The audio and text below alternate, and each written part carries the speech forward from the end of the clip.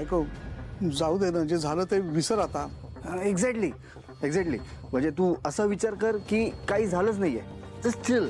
हा, मला वाटतं ना हे सगळं आहे ना मंजिरी वहिनीने मुद्दाम केलंय ना. या सगळ्यात चूक ना त्या थेरड्याची आहे. बस, चूक त्यांची नाहीये, चूक तुम्हा दोघांची आहे. माझा नवरा, माझा मुलगा कुचकामी आहेत, म्हणून या घरात मला आश्रितासारखं राहावं लागतं. काहीही करत नसल्यामुळे मला सगळं सहन करावं लागतं. बायको मी आता ठरवलंय ना. काही ठरवू नका, कारण आता जे काही ठरवायचंय ना ते मी ठरवणार आहे, आणि मी ते ठरवलंय. आता मी या घरात फक्त एका गोष्टीसाठी राहणार आहे. त्या मंजिरीने तिच्या पायावर नाक घासायला लावलं ना मला, नाही मी तिला माझे पाय धुवायला लावले ना तर नावाची नर्मदा नाही. चुकीच्या गोष्टी केल्यावर असंच होत असावं. शेवटी आपण जिंकूच मार्जरी. हे कार्य वाटतं तितकं सोपं नाही. मार्जरी, मला माहिती आहे ही सगळी नाती एवढी घट्ट आहेत की ती पूर्णपणे तुटायला थोडा वेळ लागेल, पण मला माहिती आहे की हा कालमुखमणी पूर्णपणे लवकरच चमकणार आहे, कारण ती वेळ जवळ आली आहे. मीरा, काय बोलतीयस तू? आत्ता ह्या क्षणी तरी फक्त स्वतःचा विचार करू नकोस. राग आला ना? बाबांना डॉक्टरांची गरज आहे असं जेव्हा कोणी बोलतं ना, मला सुद्धा असाच राग येतो. मीरा, तू परत तेच बोलतीयस.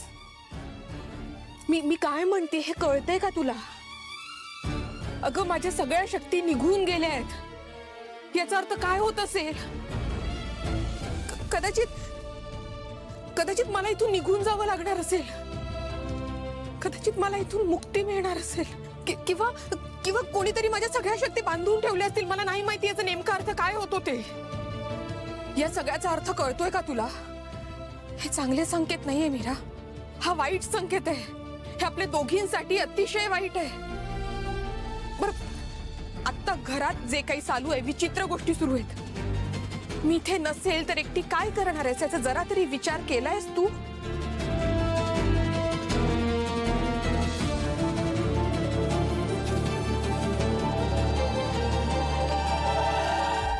आई, बाबाचा फोन आलाय.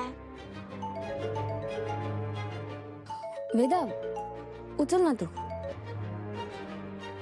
हॅलो बाबा. वेदा, कशी आहेस तू? खूप लागले का तुला? एवढं नाही लागलं बाबा. म्हणजे लागलंय हो ना? एवढं काही नाहीये, फक्त स्लीप झाली आहे सोफ्यावरून. लवकर यायची गरज नाहीये रे. थांब थांब, आईशी बोल. वेदा, अगं ऐक. वेदा, आई, जा.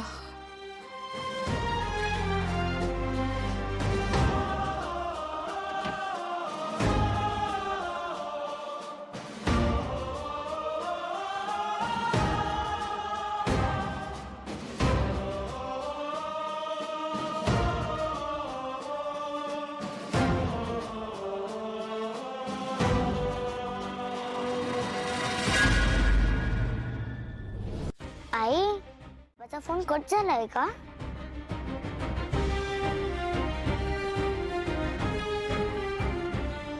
नाही. मग तू बोलत का नाहीयेस? हॅलो. ते अनन्याने सांगितलं की वेदा पडली होती, सो तिच्याबद्दल विचारायला कॉल केला होता. पायाला स्प्रे मारलाय. तिचा पाय मुरगळला आहे का? नाही. मी येऊ लगेच? आता हे मी कसं सांगू ना? मीरा, वेदा लहान नाहीये आता. तिच्या समोर तरी अथर्वशी जरा नीट बोल. ठीक आहे, मी ठेवते फोन.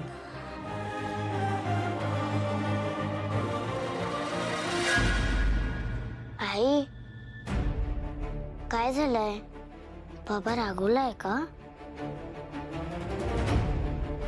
नाही ग.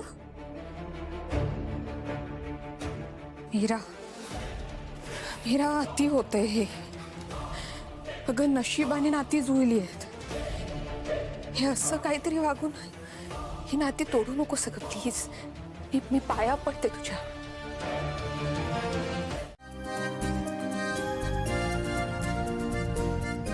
काय डॉक्टर, आज कोणाला तपासणार आहात तुम्ही? आई आणि बाबाला. का, त्यांना काय झालंय? तुला नाही माहित? नाही, हे बघ, असं काहीच नाहीये.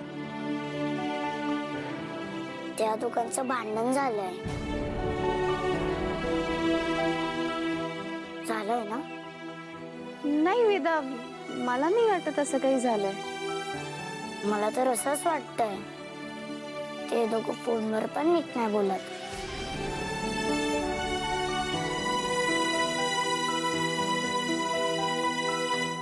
अहो वेदाजी, तुम्ही कशाला टेन्शन घेताय?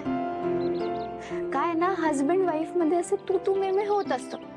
त्यात काय एवढं? एक काम कर, तू ना मला चेक कर, बघ मला ताप आहे का. आत्या, मी ना तुला इंजेक्शन देते.